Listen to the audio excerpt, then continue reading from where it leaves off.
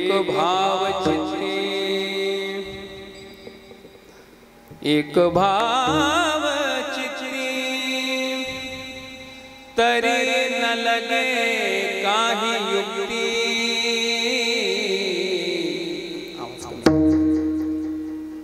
एक भाव चित्ती तरी न लगे काही युक्ती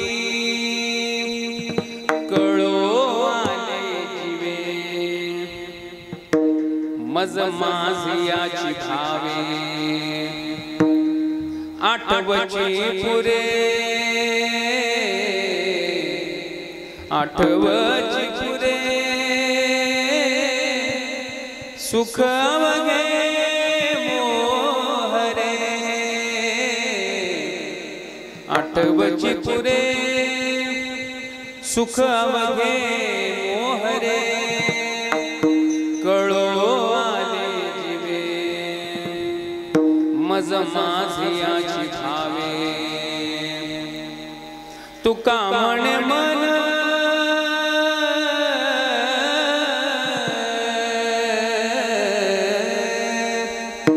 तुका म्हणे मन पूजायची नारायण कळो आले जीवे मज माझियाची भावे विठ्ठल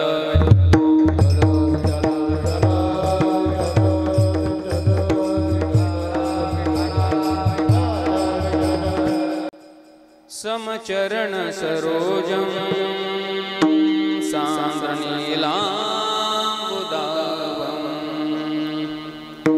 जघननिहित पाणिं मण्डनं मण्डना तरुण तुलसीमाला कंधरं कंजनेत्रं सदय धवलहासं विठ्ठलं चिन्तयामि पांडुरंगा करू प्रथम नमन दुसरे चरणा संतांची आ त्यांच्या कृपादाने कथेचा विस्तारू बाबाजी सद्गुरु दास तुका कृष्णाय वासुदेवाय हरये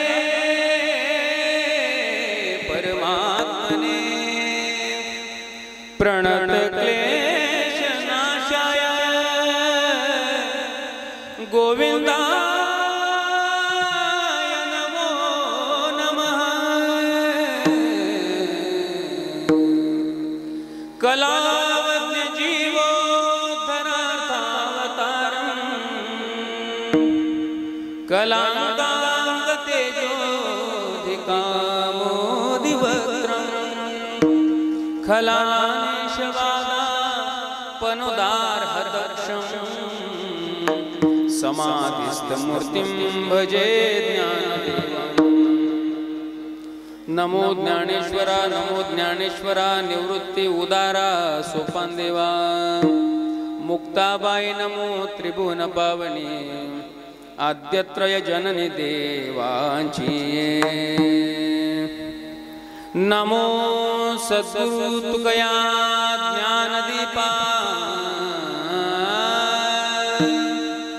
नमो सद्गुरु सच्चिदानंद रूपा नमो सद्गुरु भक्त कल्याण मूर्ति नमो सद्गुरु भास्करा पूर्ण कीर्ति तुकाराम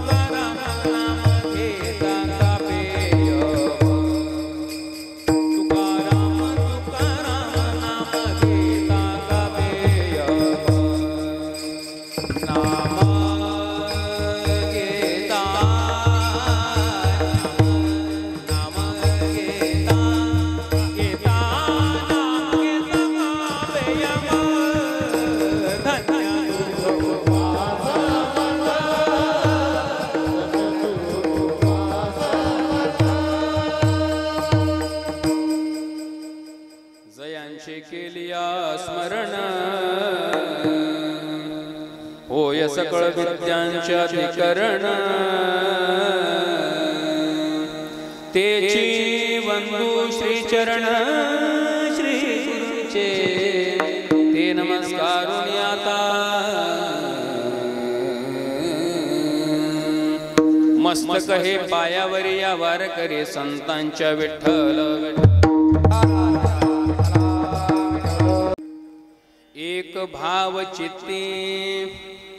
एक भाव चित्ती तरी न लगे काही युक्ती कळो आले जीवे मज माझी याची भावे.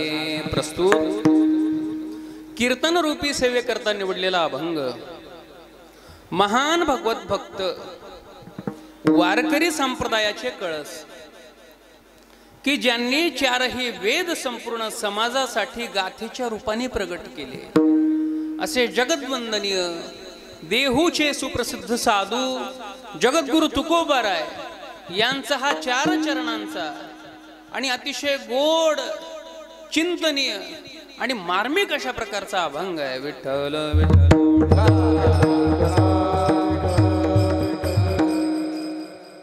या अभंगातून जगद्गुरु तुकोबाराय परमात्मा प्राप्तीचा म्हणजे देवाच्या प्राप्तीचा अत्यंत महत्वाचा आणि मुख्य असा उपाय तुम्हा आम्हाला सुचवतात. पण अभंगाच्या चिंतनापूर्वी अल्पसा परिहार द्यायचा तो म्हणजे असा भगवान श्री पंढरीनाथांच्या कृपेने त्याचप्रमाणे थोर संत महत्पुरुषांच्या आशीर्वादाने पदस्पर्शाने पुनीत पवित्र असलेल्या आपल्या या सुलवाडे गावामध्ये आणि प्रतिवर्षाप्रमाणे आईसाहेब सुलाई मातेच्या या दिव्य दरबारामध्ये संपन्न होत असलेला हा भव्य आणि दिव्य अशा प्रकारचा अखंड हरिनाम संकीर्तन सप्ताह. खरं म्हणजे जिथं परमात्म्याचं नामचिंतन आहे ते तर दिव्य राहतच महाराज, पण तुमच्या गावाचा सप्ताह मला भव्य सुद्धा वाटायला लागला. त्याचं कारण म्हणजे कीर्तन ऐकण्याकरता भरपूर समाज बसलेला आहे असं नाही बरं का, पण कीर्तनकारांची यादी असेल, उपस्थित गुणीजन महाराज मंडळी असतील, साऊंड सिस्टीम असेल, सभा मंडप असेल, सगळ्याच बाबतीतलं नियोजन अतिशय सुंदर अशा प्रकारचं आहे. स्वीट म्हणजे गोड अशा प्रकारचा हा कार्यक्रम आहे.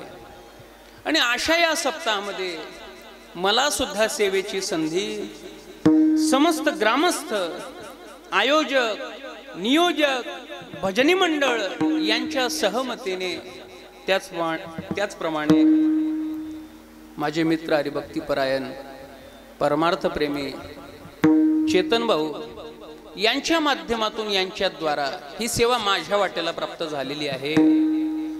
नक्कीच स्वतःचं परमभाग्य अशा प्रकारचा समजतो की ज्या साधनाने प्रत्यक्ष देह ब्रह्मरूप होतो, ब्रह्मभूत काया होतो से कीर्तनी, हे सामर्थ्य या कीर्तनाचं आहे बरं का. याचा अर्थ कीर्तन म्हणजे केवळ कीर्तनकार महाराज येतात, फेटा बांधतात, कंबर बांधतात ना बोलायलाच लागतात, यालाच कीर्तन म्हणत नाही बरं का. हे वर पाहता कीर्तन आहे, पण या कीर्तनाचं सामर्थ्य काही वेगळं अशा प्रकारचं आहे.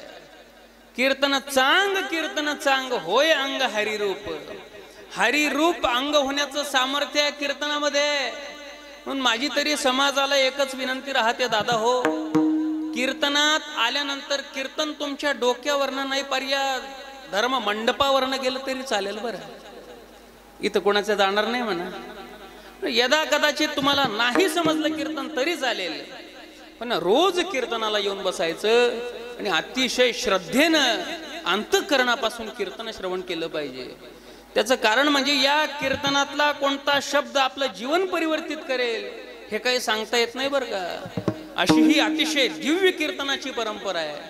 म्हणून तर संत महात्म्यांनी म्हटलेलं आहे की सगुण चरित्रे परम पवित्रे सादर वर्णावी, सगुण चरित्रे परम पवित्रे सादर वर्णावी, सज्जन वृंदे मनोभावे आदि वंदावी, ऐसी कीर्तन मर्यादा आहे संत संतांच्या घरची हुसगुण चरित्रे परम पवित्रे हुसगुण चरित्रे परम पवित्रे।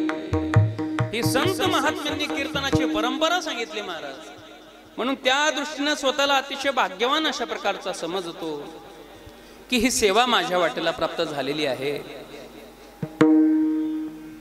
आजची कीर्तनाची सेवा ज्यांनी स्वीकारली असे म्हणजे ज्यांच्या निमित्ताने ही सेवा आहे असे वैकुंठवासी म्हणा किंवा कैलासवासी म्हणा, हरिभक्ती परायण प्रभाकर राजधर भदाणे यांच्या स्मरणार्थ त्यांचे चिरंजीव हरिभक्ती परायण श्री महेश प्रभाकर भदाणे यांनी ही सेवा आजची स्वीकारलेली आहे। नक्कीच मी त्यांना अंतःकरणापासून धन्यवाद देतो। गावामध्ये सप्ताह झालाच पाहिजे आणि त्या सप्ताहाला तुमचं सहकार्य असलंच पाहिजे बाबांनो। गावामध्ये सप्ताह होणं याचा अर्थ गावात देव उभा राहणं आहे, आणि जिथं देव येतो तर मग चिंता ते पळाली गोकुळा बाहेरी, गोकुळाच्या बाहेर चिंता पळून गेली का तर प्रवेश भीतरी केला देवे। भगवान कृष्णाने गोकुळामध्ये प्रवेश केला, गोकुळाची चिंताच पळून गेली। तशी गावाची चिंता, गावाचे विकार, गावाचं पाप जावं वाटत असेल, गावातली संकट जावी वाटत असेल तर गावामध्ये सप्ताह झालाच पाहिजे। कारण जिथं सप्ताह होतो, जिथं नामचिंतन होतं तिथं परमात्मा उभा राहतो। पण तुम्हा समस्त ग्रामस्थांचे मी वंदन करतो, तुमचे आभार मानतो। अतिशय सुंदर महोत्सव या ठिकाणी चाललेला आहे आणि या सप्ताहाकरता उपस्थित गुणीजन कलाकार महाराज मंडळी अगदी आपापल्या क्षेत्रामध्ये अतिशय विशारद आणि पारंगत अशा प्रकारचे मंडळी तुमच्या गावाच्या प्रेमास्तव या ठिकाणी आलेली आहे बरं का। कारण प्रेम असावं लागतं तेव्हा ही मंडळी प्राप्त होते। त्यामध्ये मृदंगाच्या साथी करता आदरणीय माझे ज्येष्ठ गुरुबंधू हरिभक्ती परायण पांडुरंग महाराज या ठिकाणी आहेत। अतिशय सुंदर मृदंग वाजवणारे महाराज, केवळ तयारी नाही तर कीर्तनाकरता जे पोषक मृदंग वादन आहे ते त्यांच्याकडे आहे महाराज। तुम्ही किती बोल बसवले, किती तुम्ही प्रॅक्टिस करता, किती तुम्ही सुंदर वाजवता, किती तुमचे बोल तयार आहेत हे मी सांगत नाही, पण कीर्तनाकरता जे पोषक मृदंग वाजवणं आहे ते तुमच्याकडे आहे महाराज। ती परमात्म्याची देण आहे, कृपा आहे, म्हणून तुम्हाला मी वंदन करतो। त्याचप्रमाणे गायनाच्या साथी करता माझे अतिशय जीवलग हरिभक्ती परायण वासुदेवजी महाराज आहेत।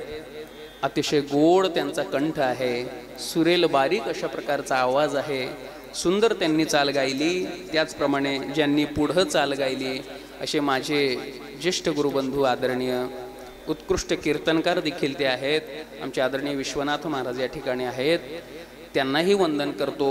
गावातील भजनी मंडळ आहे, त्याचप्रमाणे आदरणीय राहुल महाराज आहेत, त्याचप्रमाणे आदरणीय दादा संतोष दादा आहेत। गावातील काही बाहेर गावातील आदरणीय विणेकरी बाबा आहेत। साऊंड सिस्टीम अतिशय सुंदर आहे बरं का। म्हणावं लागतंय आवाज कमी करा, भरपूर झाला, इको कमी करा, आवाज कमी करा असं त्यांना सांगावं लागतं, नाहीतर बऱ्याच ठिकाणी आम्हाला म्हणावं लागतं आवाज वाढव डीजे तुला, पुढचं बोलू नका फक्त। पण सुंदर तुम्ही आवाज या ठिकाणी दिलेला आहे, तुम्हालाही धन्यवाद करतो। तुमच्या सर्वांच्या चरणी नतमस्तक होतो आणि माझ्या चिंतन सेवेला प्रारंभ करतो। विठ्ठल विठ्ठल।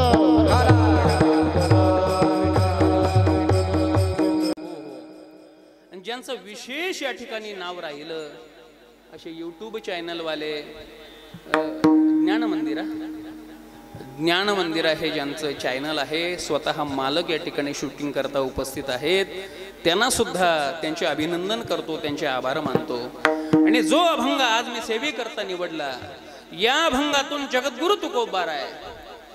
भक्तीच्या माध्यमातून जर देवाची प्राप्ती करायची असेल मग बाबांनो ती नामचिंतनाची भक्ती असेल, ती नामस्मरणाची भक्ती असेल, ती पायी तीर्थयात्रेची भक्ती असेल, ती देवाच्या पूजेची भक्ती असेल।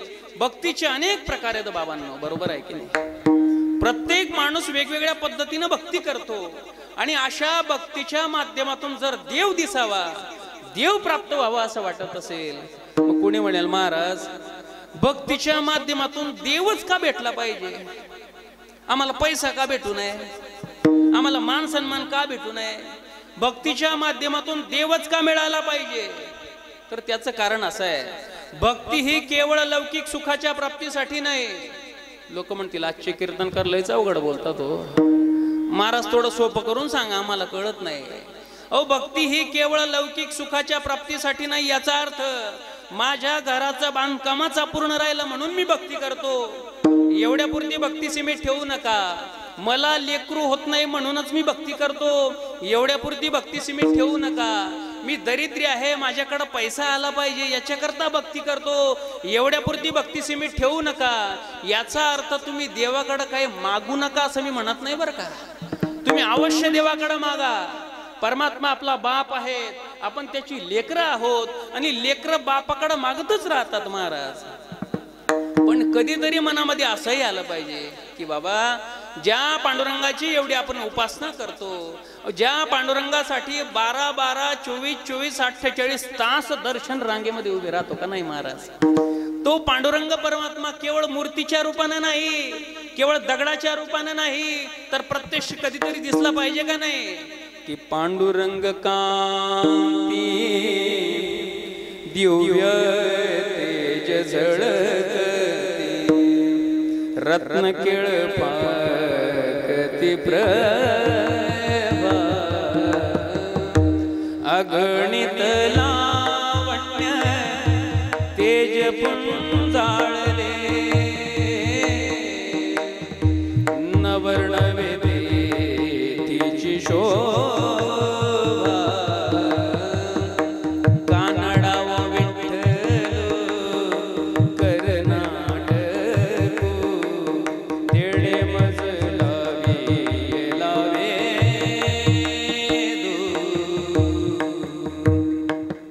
किती पांडुरंग सुंदर आहे, त्याचं दर्शन आपल्याला घडलं पाहिजे. याच्याकरता कधीतरी भक्ती करा. ज्या भोलेबाबांची एवढी आपण आज उपासना करतो, सब समस्या का हल, बोला की मावशी, एक लोटा जल असं म्हणतो का नाही आपण. ज्या भोलेबाबांची एवढी आपण आज उपासना करतो, कधीतरी तुमच्याही मनात आलं पाहिजे, अरे तो भोलेबाबा केवळ पिंडाच्या रूपानं नाही तर प्रत्यक्ष कधीतरी मला दिसला पाहिजे, भेटला पाहिजे. भस्मवटी रुंडमाळा, हाती त्रिशूल नेत्री ज्वाळा, गजचर्म व्याघ्रांबर, कंठी शोभे वासुकी हार, हे भोलेनाथांचं स्वरूप आपल्याला दिसलं पाहिजे. याच्याकरता कधीतरी भक्ती करा. आणि अशा भक्तीच्या माध्यमातून जर देव दिसावा, देव प्राप्त व्हावा असं वाटत असेल, तर त्या भक्तीमध्ये ज्या एकमेव मुख्य साधनेची गरज आहे. अर्थात आपण भक्ती करतो, प्रत्येक माणूस भक्ती करतो. बघा साधं उदाहरण घ्यायचं म्हणजे रस्त्यानं जात असताना समजा हायवेला गाडी चाललेली आहे, त्या हायवेवर ट्रक चालवतात बरं का, ड्रायव्हर लोक ट्रक चालतात भरपूर.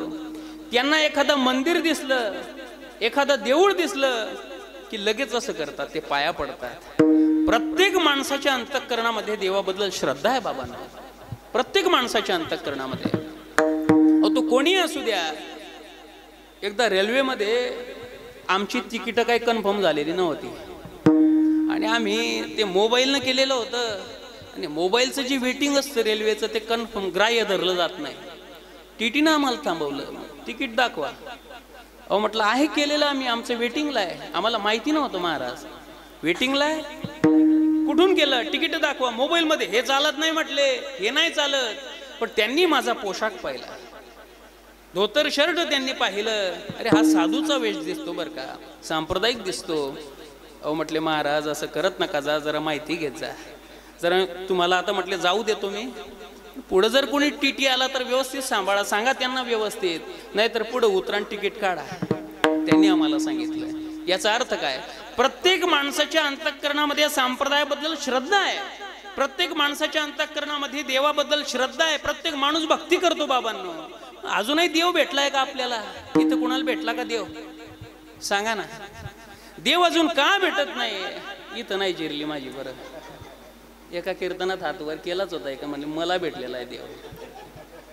बरं का? अरे ज्याला देव भेटतो तो देव सांगण्याकरता शिल्लकच राहत नाही बरं का. परमात्मा कुणाला लगेच भेटतो का? मग का भेटत नाही? कुठंतरी काहीतरी भक्तीमध्ये अपूर्ण राहत आहे. ती अपूर्णता किंवा ते भक्तीचं वर्म जगद्गुरु तुकोबरा या अभंगातून सांगतात. विठ्ठल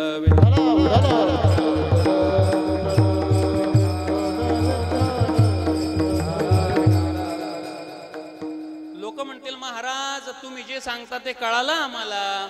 देव कसा भेटेल, तो कसा दिसेल, त्याचा उपाय जगद्गुरु तुकोबरा या अभंगातून सांगतात एवढं कळालं आम्हाला. पण आम्हाला अजून देव नकोय हो महाराज.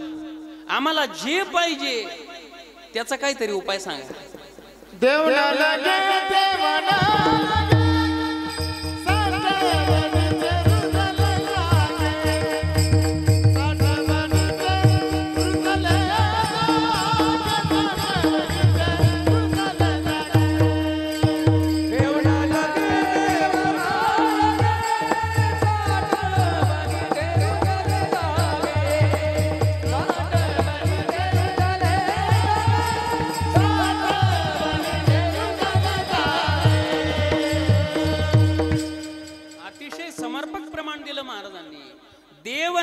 देव न लगे.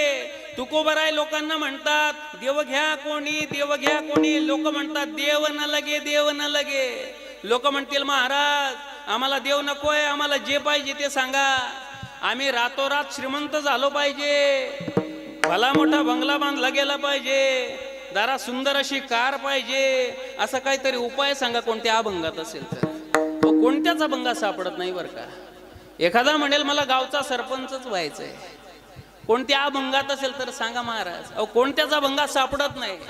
हो देव कसा मिळवायचा, संतांची सेवा कशी करायची, नामचिंतन का केलं पाहिजे, असा पारमार्थिकच उपदेश सापडतो महाराज. कोणी म्हणेल बुवा एवढा परमार्थाचा आग्रह का करतात तुम्ही, आम्हाला जे पाहिजे ते सांगत नाही, जे आम्हाला नकोय तेच तुम्ही सांगतात, का एवढा परमार्थाचा आग्रह करतात. तर ऐका बाबांनो, भगवान परमात्म्याने तुम्हा आम्हाला हा जो 3.5 हाताचा नरदेह दिला, हा केवळ पैसे कमवण्यासाठी नाही, केवळ सरपंचच होण्याकरता नाही, तर भगवान परमात्म्याने दिला कशा करता.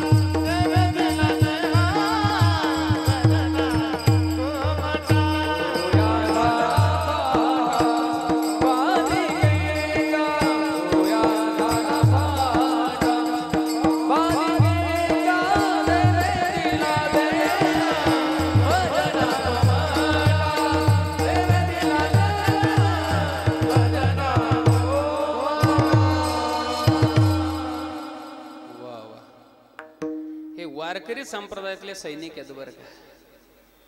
आम्ही वारकरी संप्रदायातले सैनिकच आहे.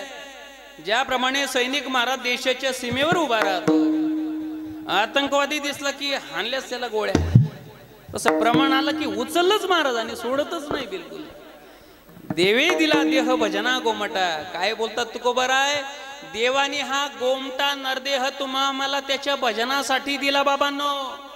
म्हणून जन्माला आल्यानंतर सगळं केलं, मोठा बंगलाही बांधला, गाडी घेतली, भरपूर पैसा आहे, शिक्षण भरपूर आहे, BA LLB ला 1 नंबरने पास आहे. काय होतो, वकील, MBBS झालेलं आहे, डॉक्टर आहे, MAd DAd BAd ग्रॅज्युएशन सगळं तुमचं शिक्षण झालेलं आहे. पण जन्माला आल्यानंतर जर भक्ती केली नसेल, कधी परमार्थ केला नसेल, तर बाबांनो त्यांना कितीही केलेला असू द्या, आमचे गुरुजी सांगतात सगळं शून्य आहे. विठ्ठल विठ्ठल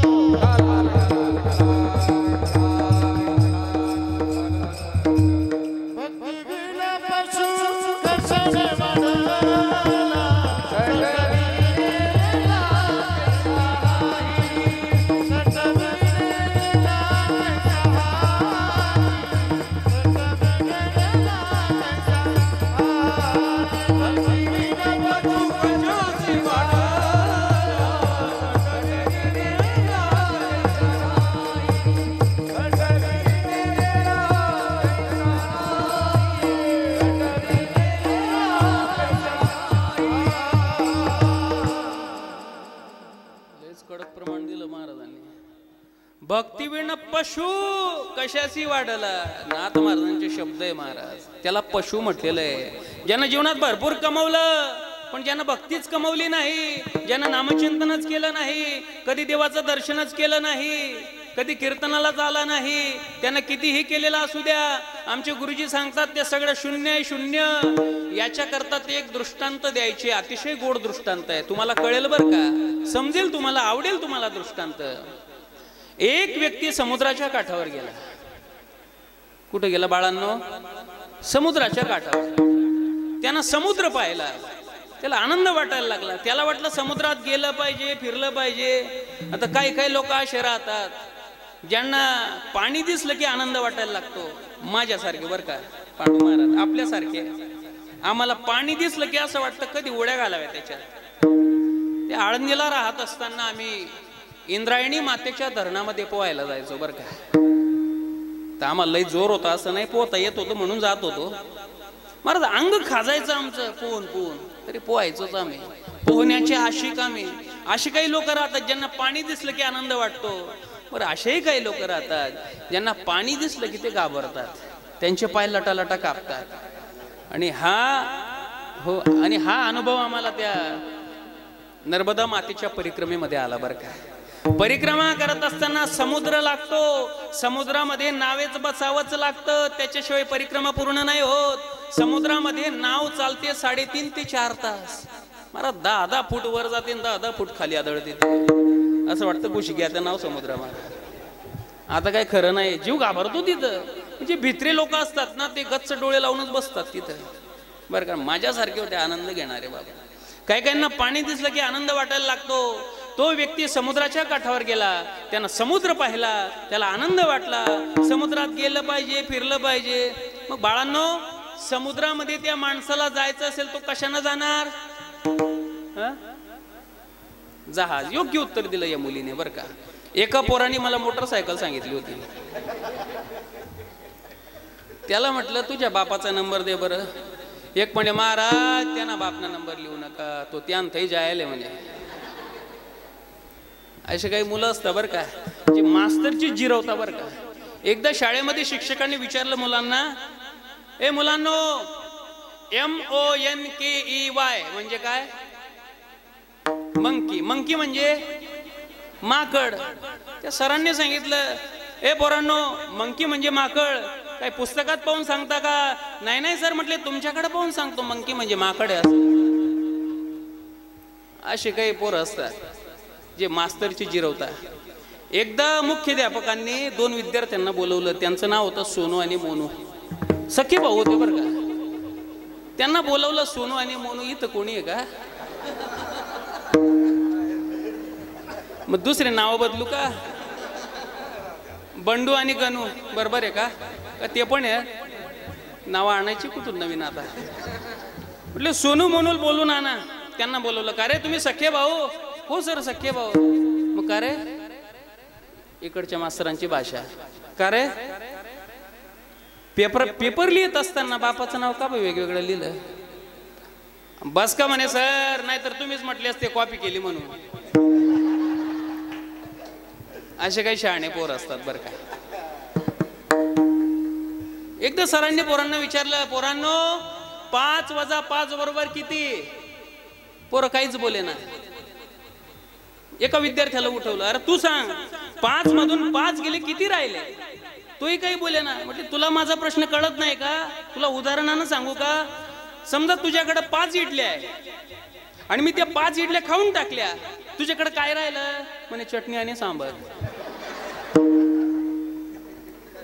असे काही मास्तर असतात बरं का. बस करू का? अजून सांगू? चाल देऊ का? आता प्रसन्न झाले तुम्ही बरं. शेवटचं सांगतो आता.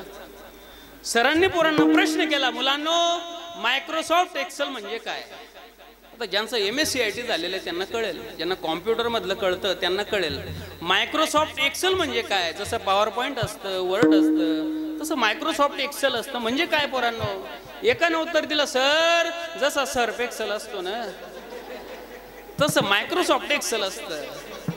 मग सरांनी थोडा जोर लावला. मग का रे त्याचं काय करतात? म्हणे सर तुम्हाला एवढं माहिती नाही का, सर्फ एक्सेलनी कपडे धुतात आणि मायक्रोसॉफ्ट एक्सेलनी कॉम्प्युटर धुतात. म्हणजे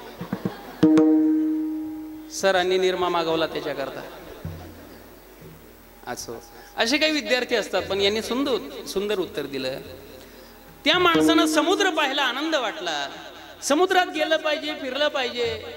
तर समुद्रात जायचं असेल तर तो नावेनं जाणार किंवा जहाजेनं जाणार. मग त्यानं एका नावाडी दादाला बोलवलं. लक्ष देऊन ऐका बरं का. एका नावाडी दादाला बोलवलं. नावाडी दादा, मला समुद्रामध्ये जायचंय, फिरायला तुम्ही घेऊन चालता का? हो म्हटले साहेब घेऊन चालतो, पण तुम्ही एकटेच आहे बरं का, तुम्हाला पैसे जरा जास्त द्यावे लागणार. देतो म्हटले नावाडी दादा, पैसे देतो. पैसे दिले. दोघ जण नावेत बसले. नाव समुद्रामध्ये चालायला लागली. आता तो जो व्यक्ती होता तो जरा सुशिक्षित होता. आणि केवळ सुशिक्षित नव्हता, तो सुशिक्षित मूर्ख होता. कळालं तुम्हाला बरं का. काही काही सुशिक्षित राहतात ना, काही त्यातलेच मूर्ख राहतात. कोणते? ज्यांना ज्ञानाचा अहंकार आहे. असे काही शहाणे असतात बरं का. समोरच्याला इंग्रजी नाही समजली तरी इंग्रजीत बोलतात ते. त्यांना दाखवायचं राहतं मला किती जमतं. आणि अशातला तो शहाणा होता. मग त्यांना त्या नावाडे दादाला काही प्रश्न विचारायला सुरुवात केली. नावाडे दादा, का हो तुमचं काही शिक्षण वगैरे झालेलं आहे का? नाही हो म्हटले साहेब. कसलं काय शिक्षण? लहानपणापासून बापांना हा व्यवसाय डोक्यावर टाकला, पोटा पाण्याकरता हेच करावं लागलं साहेब, काही शिकता आलं नाही बरं का. नावाड्या, तू शिकलेला नाही? काय बदल वाटतोय का जाऊ मी घरी आता? मग काय बदल झाला? आधी म्हणत होता नावाडी दादा, त्यानं सांगितलं मी शिकलेलो नाही, लगेच नावाड्या. त्याची भाषा बदलली महाराज. अरे तुरे करायला लागला. नावाड्या, तू शिकलेला नाही? नाही म्हटले साहेब शिकलेलो नाही. मग नावाड्या, तुला इंग्रजी जमतं का? काही गरज होती का बाबा? त्यानं सांगितलं मी शिकलेलो नाही, तुला इंग्रजी जमतं का? नाही हो म्हटले साहेब, मी शाळेमध्ये पायच नाही टाकला, मला इंग्रजी कशी काय जमणार? मला नाही जमत इंग्रजी. नावाड्या, तुला इंग्रजी जमत नाही? तुझ्या जीवनातले 10 वर्ष वाया गेले, 10 वर्ष फुकट गेले. तुला इंग्रजी जमायला पाहिजे होती, तुला नाही जमत. तुझ्या जीवनातले 10 वर्ष वाया गेले, फुकट जगला. ठीक आहे म्हटले साहेब, मी जगलो फुकट, आता काय करता? काही पर्याय आहे का? त्याला जाऊ द्या म्हटले. मग नावाड्या, तुला गणित भूमिती जमत असेल, सांग बरं पायथागोरसचं प्रमेय काही जमतं का तुला? हो म्हटलं साहेब काय बोलताय हे तुम्ही, मला नाही समजत तो गणित आणि भूमिती. अरे म्हटले तुला गणित नाही जमत, काय जमतं तुला? तुला इंग्रजी जमत नाही, गणित जमत नाही, भूमिती जमत नाही. तुझ्या जीवनातले अजून 10 वर्ष वाया गेले, 10 वर्ष अजून फुकट जगला, 20 वर्ष वाया गेले तुझे. तुला इंग्रजी नाही जमत, गणित नाही जमत. असे काही लोक समाजात राहतात जे विनाकारण दुसऱ्याचा अपमान करतात बरं का. आणि ते त्यांच्याच तंद्रीमध्ये राहतात. त्यांना असं वाटतं समोरच्याचा अपमान केला की माझा मान वाढेल. असे लोक तुम्हाला सुद्धा भरपूर भेटतात, आम्हालाही भरपूर भेटतात महाराज. काही काही लोक असे राहतात, धोतरवाला महाराज दिसला, चला मग याची जिरवू आता. विनाकारण त्यांना असं वाटतं महाराजला जर उत्तर नाही आलं तर मग मी लय मोठा. एकाने मला प्रश्न केला, म्हटले का हो कैकेयीच्या चुलत्याचं नाव सांगा बरं काय. तुला काय करायचंय कैकेयीच्या चुलत्याचं? रामाचं भजन करणं. राम जसा वागला तसं वाग, त्यानं जसं पत्नीचा सांभाळ केला, रक्षण केलं तसं कर. त्यानं भावाचे जे धर्म आहे ते निभावले तसे निभाव. काय वाटतं कैकेयीच्या चुलत्याशी काय घेणं आहे तुला? अशी काही लोक राहतात, विनाकारण अपमान करतात. पण देवाचा नियम आहे महाराज, जो दुसऱ्याचा अपमान करतो त्याचा हजारो पटीनं अपमान होतो म्हणजे होतो. आणि जे दुसऱ्याला मान देतात त्याला लाखो पटीनं लोक मानतात महाराज. भगवान के घर देर है पर अंधेर नाही वा. त्या बहादरांनी पुन्हा प्रश्न केला, नावाड्या तुला काय सायन्स वगैरे जमतं का? सायन्स म्हणजे विज्ञान. विज्ञान म्हटले नाही हो साहेब, तुम्हाला सांगितलं हो, मी शाळेचं तोंडच नाही पाहिलं, शाळेतच गेलो नाही, मला विज्ञान गणित इंग्रजी कसं काय जमणार साहेब, मला नाही जमत हो. तुला विज्ञान नाही जमत, तुझ्या जीवनातले अजून 10 वर्ष वाया गेले, 30 वर्ष फुकटच जगला, असं रात्रभर सांगता येईल? बस करू का आता? असं करता करता त्या बिचाऱ्याचे 50 वर्ष त्यानं असेच घालवले महाराज. नावाडी दादाला वाईट वाटायला लागलं, विनाकारण या माणसाला बसवलं, 2 पैशाकडे पाहिलं आणि स्वतःचा अपमान करून घेतला. याला नसतं बसवलं तर बरं झालं असतं. असं त्यांचं बोलणं चालू असताना अचानक नाव हालायला लागली. तो माणूस घाबरला. अरे नावाड्या, हे काय होतं? सांगतो म्हटले साहेब काय होतं. तुम्ही मला एवढे प्रश्न विचारले, मी तुम्हाला एकच प्रश्न विचारू का? विचार म्हटले नावाड्या कोणत्याही विषयातले विचार, कोणत्याही शास्त्रातले विचार. म्हटले साहेब कोणत्याही विषयातलं नाही, शास्त्रातलं नाही, फक्त एवढं सांगा तुम्हाला पोहता येतं का? अरे म्हटले नावाड्या मला सगळं जमतं गड्या, पण तेवढं पोहता नाही येत बरं का. मग म्हटले साहेब मी शिकलेलो नाही तर माझ्या जीवनातले 50 वर्ष वाया गेले समजतो, पण तुम्हाला पोहता नाही येत ना, तुमचं जीवनच वायाला जाणार. म्हणजे कसं काय? हे नाव का हालते? तर हे समुद्रातलं वादळ आहे. माझा 50 वर्षाचा अनुभव सांगतो, हे वादळ आता शांत होणार नाही. ही नाव इथं अशी उलटी होणार, मी पोहून बाहेर निघणार आणि बर का साहेब तुम्ही इथेच मरणार. विठ्ठल विठ्ठल.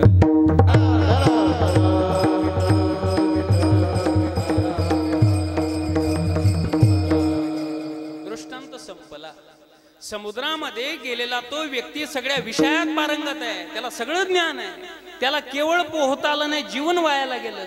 तसं जन्माला आल्यानंतर सगळं ज्ञान आहे, पैसा कसा कमवायचा, याची टोपी त्याच्या डोक्यावर, त्याची याच्या दोघांच्या आपल्या सगळं जमतं. पण जीवनात जर भक्ती नसेल, कधी परमार्थ नसेल, तर बाबांनो त्यांना कितीही केलेलं असू द्या, सगळं शून्य अशा प्रकारचं आहे.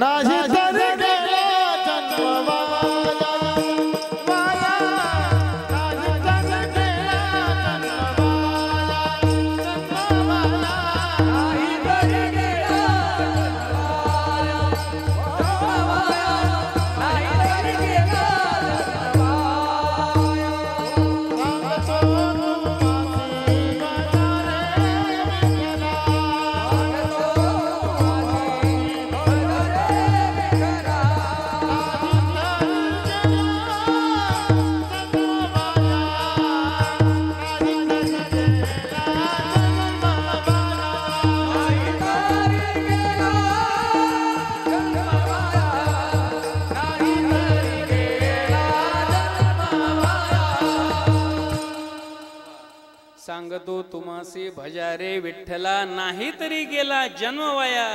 म्हणून तर संत कबीर महाराज म्हणतात की राम भजन को दिया कमलमुख, राम भजन को दिया लख 84 फेरे फिर कर सुंदर नरतनु पावा.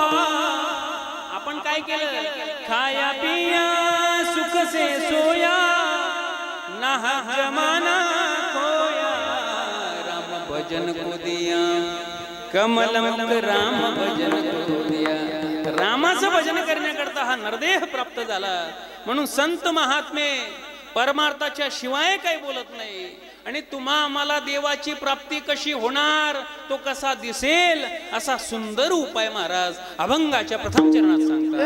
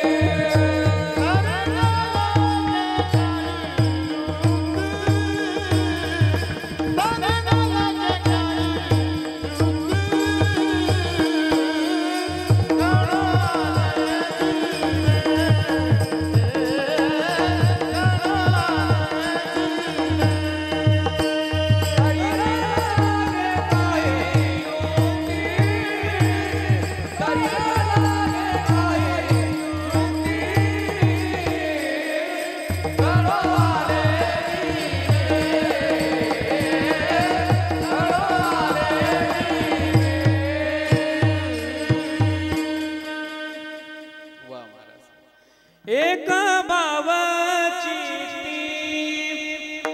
काय म्हणतात तुकोबारा आहे, एक भाव चित्ती.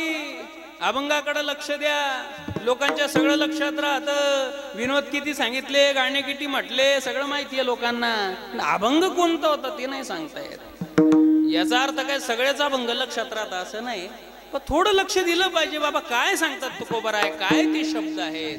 तुकोबाराय सांगतात एक भाव चित्ती, चित्ती एक भाव. भगवान परमात्म्याबद्दल चित्तामध्ये या अंतःकरणामध्ये जर एक भाव असेल बस, तर तरी न लगे काही युक्ती. तर त्या देवाच्या प्राप्तीसाठी अन्य युक्तीची म्हणजे कोणत्या साधनेची गरज नाही बाबांनो. केवळ मनातला भाव, त्याच्यानं देवाची प्राप्ती होते.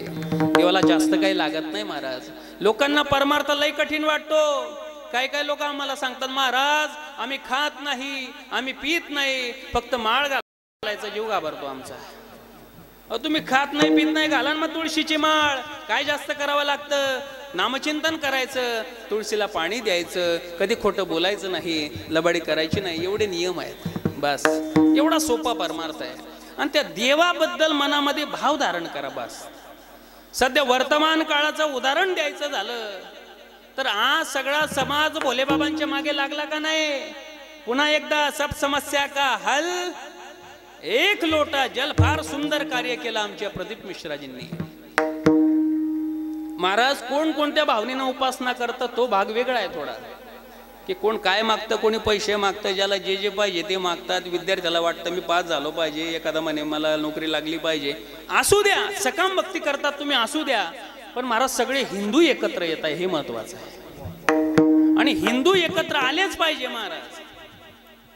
नाही तर बांगलादेशच्या न्यूज पाहतोय ना आपण, न्यूज पाहतोय आपण. हिंदू एकत्र आले पाहिजे. जो दिवस तिथं आला तो इथं यायला नको महाराज. याचा अर्थ आपण फार हिंसा केली पाहिजे या मताचा मी नाही, पण हिंदू एकत्र आले पाहिजे. काय किती मंदिराचे जीर्णोद्धार झाले, किती प्राण प्रतिष्ठा झाल्या महाराज, किती मंदिरं स्वच्छ झाले. अर्ध्या अर्ध्या इंचाचा लेप होता कशाचा, धुळाचा. पण आज महाराज मंदिर असे चमकतात. ती फरशी महाराज त्याचे चेहरा बघून घ्या, त्याच्यात महादेव चमकतात. महादेवाच्या समोरचा नंदी चमकतो महाराज. तोही भक्त आहे. सुंदर कार्य आहे. एवढी आपण भोलेनाथांची उपासना करतो. सब समस्या का हल काय म्हणतो, एक लोटा जल म्हणतो. पण का हो तुम्हाला असं वाटतं का की देवाकडे जल नसेल म्हणून? मावशी बरोबर आहे का? असं वाटतं का तुम्हाला? नाही, ज्याच्या जटीमध्ये गंगा आहे त्याला काय कुणाची गरज आहे. पण भोलेनाथ हे नाही बघत की समोरचा येणारा एक लोटा जल घेऊन येतो की अख्खा एक माठच घेऊन येतो, हे नाही बघत परमात्मा. त्याच्या अंतःकरणातला भाव काय हे देवाला पाहिजे महाराज. म्हणून तर भोलेनाथांच्या बाबतीत असं म्हणतात की ज्यानं सगळ्या संसाराचा त्याग केला आणि जो स्मशानात जाऊन बसला, भोले बाबा स्मशानी बाबा आहेत, त्यांना काय कुणाची गरज आहे. पण एका कवीनं सुंदर भाव व्यक्त केले. कवी म्हणतो कि क्या वो करेगा लेके चढ़ावा, क्या वो करेगा लेके चढ़ावा, सब कुछ त्याग के बैठ कहीं, भक्त नहीं वो भला है ढूंढता, गुण देखे गुणगान नहीं, मैं कहता नहीं श्रद्धा है बुरी, पर कर्म तराजू धर्म वही, भक्त नहीं वो भला है ढूंढता, गुण देखे गुणगान नहीं, क्या वो करेगा लेके चढ़ावा. भक्त नहीं वो भला. कुणाच्या अंतःकरणामध्ये भाव आहे हे भोलेनाथ बघतात महाराज. देव केवळ भावाचा भुकेला आहे महाराज.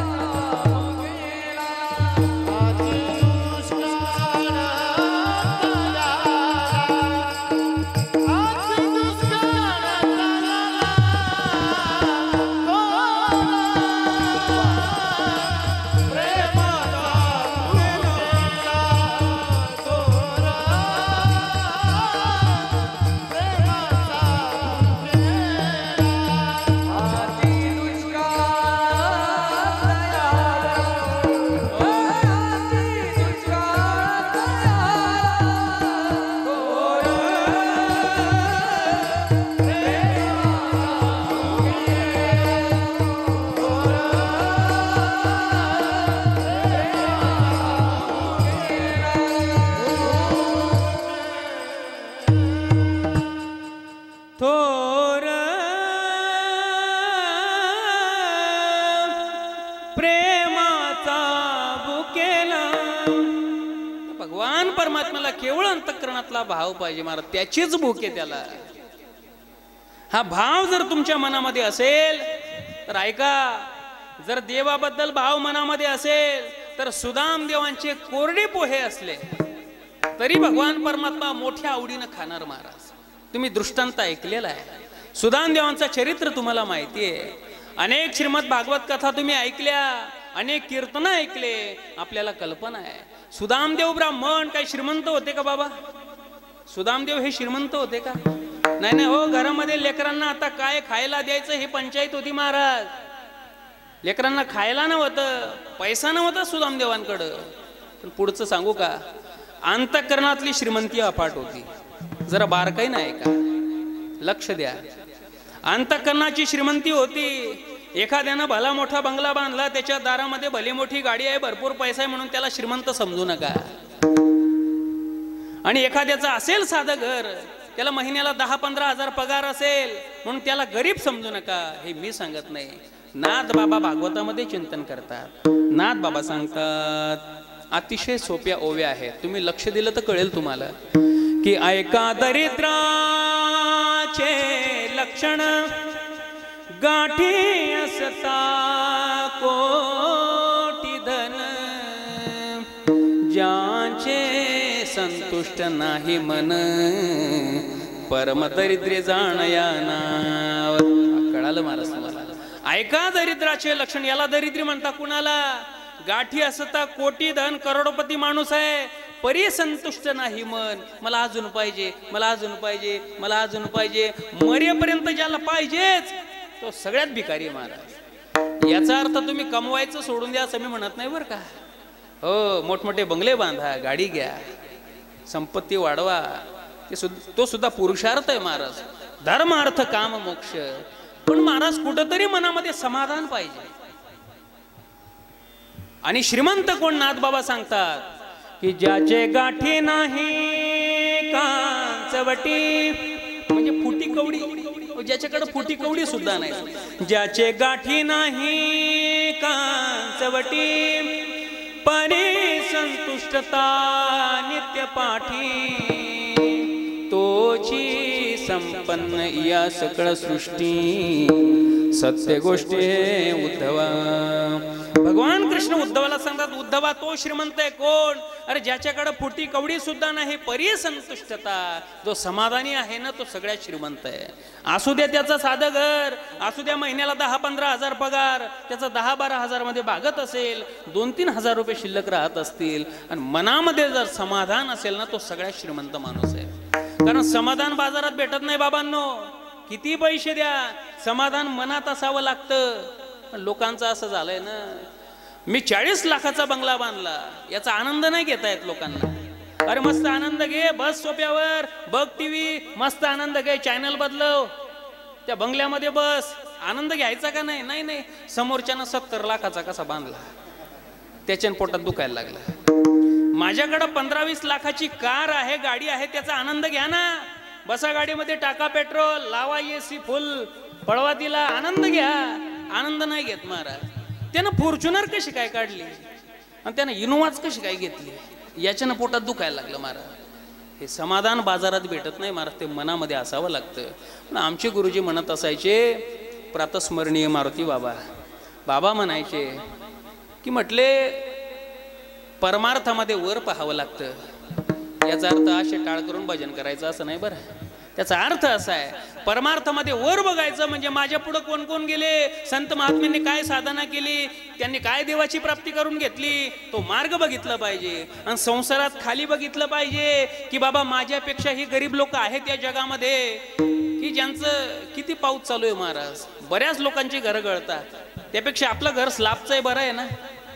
असे काही लोक समाजामध्ये ज्यांच्या पायात चप्पल नाही, ज्यांना राहायला घर नाही, फुटपाथवर झोपतात, ते पाऊस आला तर उठावं लागतं महाराज. असेही लोक समाजामध्ये, त्यांच्याकडे बघा. देवाचे उपकार म्हणा, देवा तू जे दिलं ते भरपूर दिलं मला.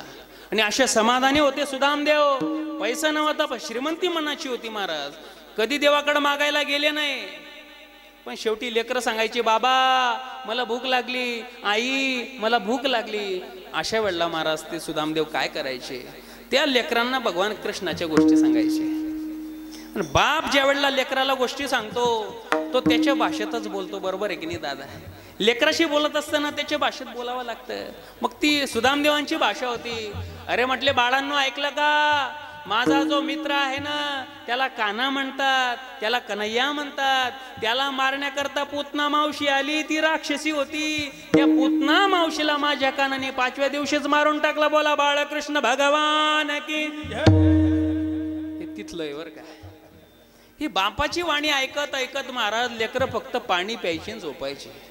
पण हे किती दिवस चालणार? शेवटी सुदामदेवांची पत्नी त्या लेकराची आई, काय तिचं नाव?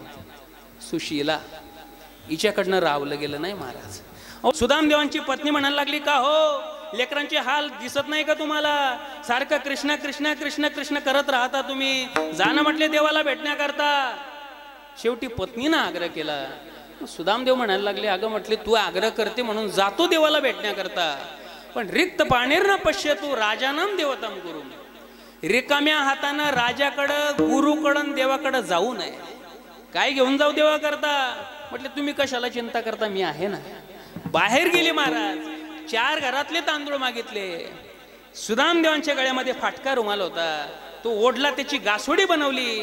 सुदामदेवांना बगलीत दाबली, देवाला भेटण्याकरता निघाले महाराज. आता हा कीर्तनातला दृष्टांत आहे आणि वेळ आपली पुढे चाललेली आहे. द्वारकेला पोचले सुदामदेव. भगवान कृष्णाने स्वागत केलं. आणि कृष्ण काही सामान्य होते का? भगवान कृष्ण सामान्य न होते.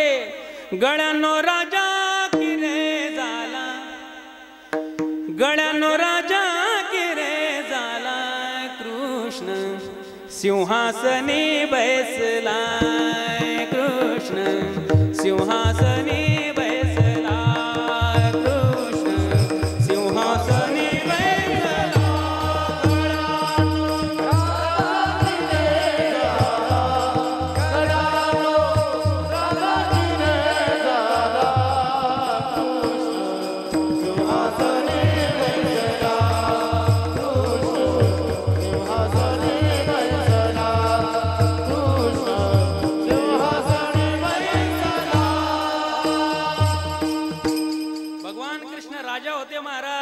राजे पद सोडलं, स्वतःच्या सिंहासनावर सुदामदेवांना बसवलं.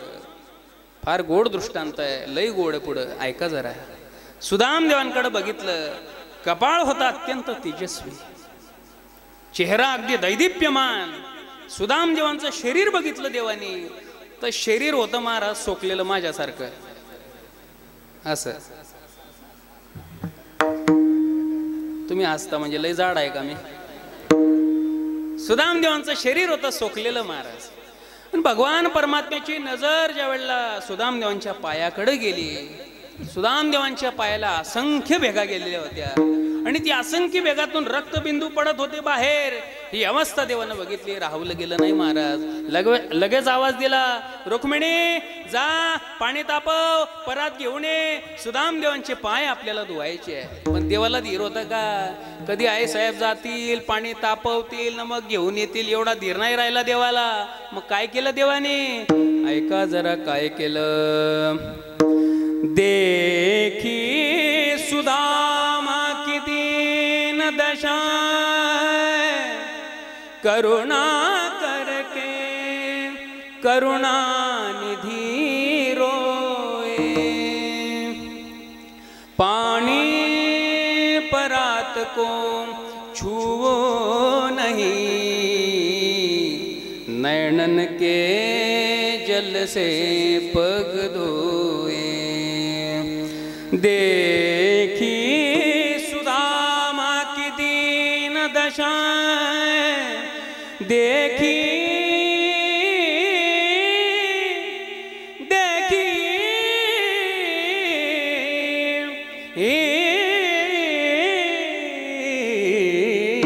देखी सुदामा की दीन दशा.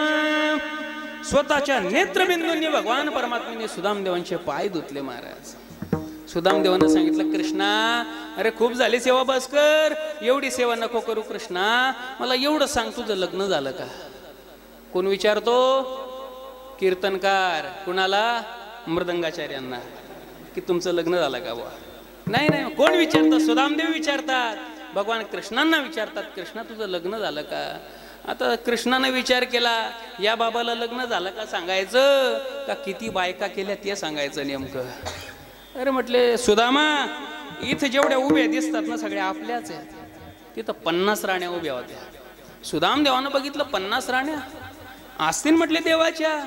राजा आहे, ऐश्वर्य संपन्न आहे, पुन्हा परमात्मा, हे लक्षात ठेवायचं. लोक म्हणतात तुमच्या देवाने 16,108 लग्न केले. हो येड्या, तो परमात्मा होता. परमात्मा होता. अनंत अवतार घेसी भक्ता कारणे. ज्याला भक्तासाठी अनंत अवतार घेता येतात त्याला 16,108 काही जास्त झाले का हो? भगवान कृष्णांचं चरित्र बघा. ज्यावेळेला राज्यकारभार करत होते एक कृष्ण होते, आणि राज्यकारभार संपला, आपल्या महालात जायला लागले की एका कृष्णातून 16,108 प्रकट होत होते. हे देवाचं चरित्र आहे. देवाचा हेवा करू नये, देवाला नाव ठेवू नये महाराज. असतील म्हटले देवाच्या राण्या. सुदामदेवानं विचार केला, देवाला लगेच आठवलं, या तर 50च आहेत, बाकीच्या राण्या अजून महालांमध्ये. कधी घडणार त्यांना? संताचं दर्शन झालं पाहिजे त्यांना सुद्धा. कधी घडणार? सिस्टीमवाल्यांना सांगितलं आवाज द्या. तुम्ही श्रोते चांगले बरं काय, नाही तर बऱ्याच ठिकाणी वाढवतात ते आवाज. तिथलं सांगतो मी. देवांना सांगितलं आवाज वाढवा. देवांना दवंडी दिली महाराज. अगं म्हटले राण्यांना, चला चला चला, आपल्या घरी ब्राह्मण देवता आले, या दर्शना करता. असं बोलल्याबरोबर तो देवाचा आवाज ऐकू आला. राण्या जागी झाल्या. त्या काय कमी होत्या का बाबा? सगळे यायला लागले राजभवनामध्ये. 50, 100, 500, 1000, 5000, 10,000, 15,000 घुसल्या सगळे आतमध्ये. सगळं राजभवन गच्च भरलं महाराज. सुदामदेवांचे एवढे डोळे. बापा म्हटली इतक्या राण्या? पुन्हा विचाराला, बाकीच्या राण्या असतील, बाकीच्या दास्या असतील. पण म्हटली बाकीच्या जर दास्या राहिल्या असत्या तर शृंगारामध्ये फरक राहिला असता. बाळांनो, तुम्हाला शृंगार म्हणजे माहिती आहे का दीदी? शृंगार म्हणजे काय? काय म्हणता इंग्रजीत त्याला? शृंगार म्हणजे माहिती आहे का तुम्हाला? मी सांगू का? मेकअप. हा, शृंगार म्हणजे मेकअप असतो. सुदामदेवानं विचार केला, जर सगळ्या राण्या बाकीच्या जर दास्या राहिल्या असत्या तर मेकअप मध्ये फरक दिसला असता. सगळ्यांचा मेकअप सारखाच आहे. आता मेकअप म्हणजे काय? आताची परंपरा नाही. स्त्री जातीनं जन्म घेतला तेव्हापासून मेकअप आहे, तेव्हापासून परंपरा आहे. पण पूर्वीच्या काळामध्ये जरा कंट्रोलमध्ये होतं. आता जरा ते काही ना काही निघतच राहतं मार. नवीन नवीन कंपन्या, फाउंडेशन काय, लिपस्टिक काय, मस्कारा काय, आय शॅडो काय. लोक म्हणतील महाराज तुम्ही चांगले कीर्तनकार दिसताय, तुम्ही आळंदीला शिकले, हे बरोबर नाही तुमचं, तुम्हाला कसं काय माहिती एवढं? अहो मी जरी कीर्तनकार महाराज आहे पण मी कुठं ब्रह्मचारी आहे? माझं उरकलंच आहे ना. आमच्या मंडळी सांगतात हो येताना दुकानातून हे घेऊन या, ते घेऊन या, सिंदूर पेन्सिल आणा. कुठून? लेडीज कॉर्नरमधून. आणि ज्यावेळेला महाराज ते लेडीज कॉर्नरमध्ये घुसतो, दुकानदार सोडून कोणी चांगलं म्हणत नाही. ते बायांपुरी अशा पाहता, बापरे महाराज आणि या दुकानमा, म्हणजे महाराजांनी फक्त बाबाजी होई जावं, त्यानं लग्न करायचंच नाही. हा, शृंगार जुनी परंपरा आहे. आमच्या गोपिकांनी शृंगार केला महाराज. कुणा करता? भगवान कृष्णा करता केला. म्हणून त्यांनी केलेला शृंगार म्हणजे मेकअप हा भक्ती झाला. हे मी सांगत नाही, संत महात्मे वर्णन करतात. अतिशय गोड गवळणी आहेत महाराज. 5 रंगाच्या गवळणी आहेत. अतिशय सुंदर आहे. सफेद आहे, पिवळी आहे, काळी आहे, लाल आहे, हिरवी आहे. 5 रंगाच्या गवळणी. काय त्यांचा शृंगार आहे. आल्या आल्या आल्या 5 गवळणी, गवळणी आल्या आल्या आल्या 5 गवळणी, गवळणी आल्या आल्या आल्या 5 गवळणी, गवळणी आल्या आल्या आल्या 5 गवळणी. 5 रंगाचे शृंगार करोनी, 5 रंगाचे शृंगार करोनी. आयशा आल्या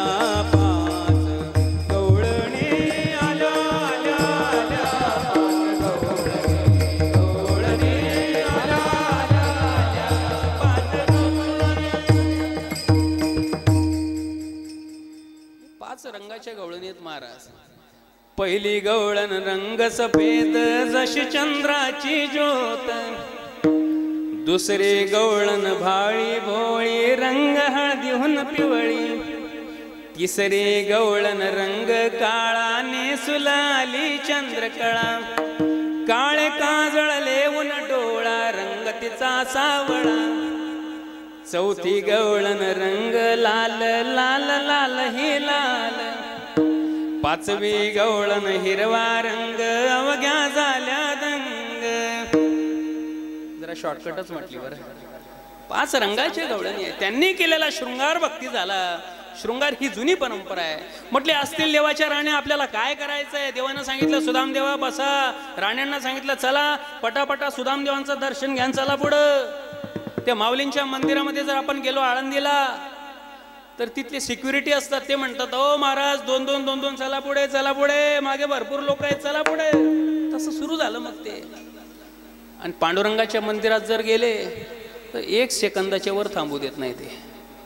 आणि जो पांडुरंगाच्या मंदिरात सेकंदाच्या वर थांबला त्याचं कंबर धरून फेकलाच त्याला बाहेर. तिथं नाही थांबू देत. तसं एक राणीनं दर्शन घ्यायचं आणि चालायचं पुढं. सुदाम देवांना आशीर्वाद द्यायचा. अखंड सौभाग्यवती भव, अखंड सौभाग्यवती भव, अखंड सौभाग्यवती भव. वा 150-200 राण्या निघून गेल्या. आता किती वेळ षडजात गायन होणार महाराज. माझ्यासारख्यान तरी नाही होणार. आवाज बसला पंचमला आला. म्हटले सौभाग्यवती भव, सौभाग्यवती भव. पुन्हा काही 150-200 राण्या निघून गेल्या.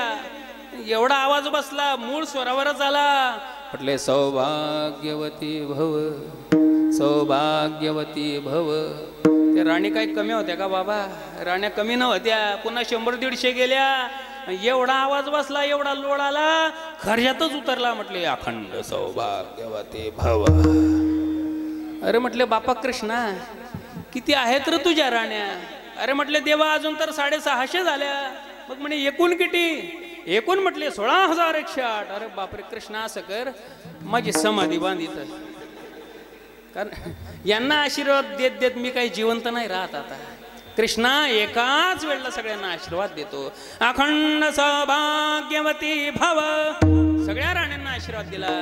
देवाने विचारलं सुदामा आता तुझं सांग तुझं झालं का लग्न.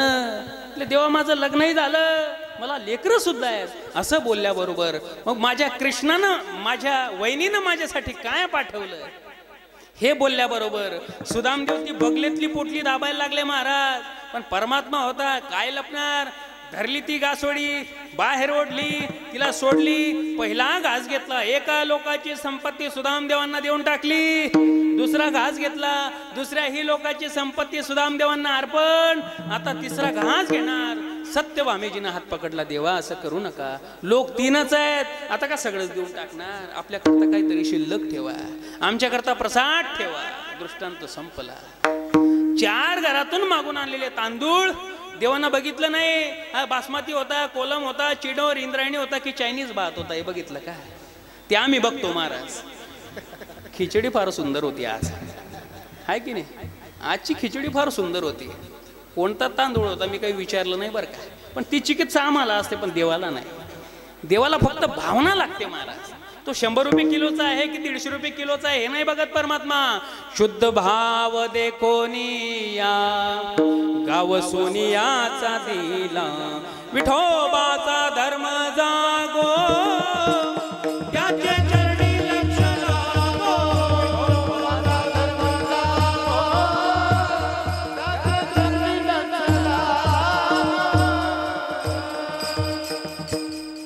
केवळ अंतःकरणातला भाव देवाला अपेक्षित आहे. आणि असा भाव जर तुमच्या मनामध्ये असेल तर मग त्या देवाच्या प्राप्तीसाठी दुसऱ्या साधनेची गरज नाही. अवघड साधना करायची गरज नाही महाराज. केवळ मनातला भाव. तुकोबाराय सांगतात हा माझ्या स्वतःचा अनुभव आहे अभंगाच्या 2य चरणामध्ये. करो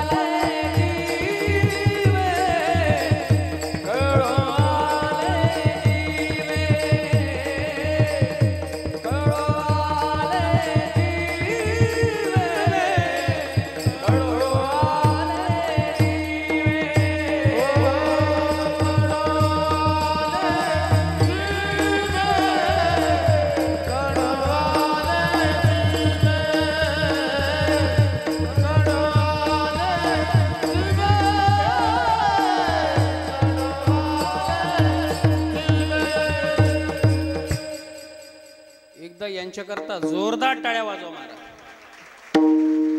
वा चेतन भाऊ काय सुंदर लोक बोलवले हो. असे पाहिजे म्हणणारे, अशा चाली पाहिजे महाराज, असं मृदंग वादन पाहिजे. अशा जर चाली राहिल्या ना कीर्तनकाराला जास्त बोलायचं काम नाही महाराज. कारण गायनामध्ये खरा आनंद आहे. जर चाल बरोबर काढली ना अर्थ त्याच्यातच प्रगट होतो महाराज. एखाद्या अभंगामध्ये जर आनंद असेल, विठ्ठल विठ्ठल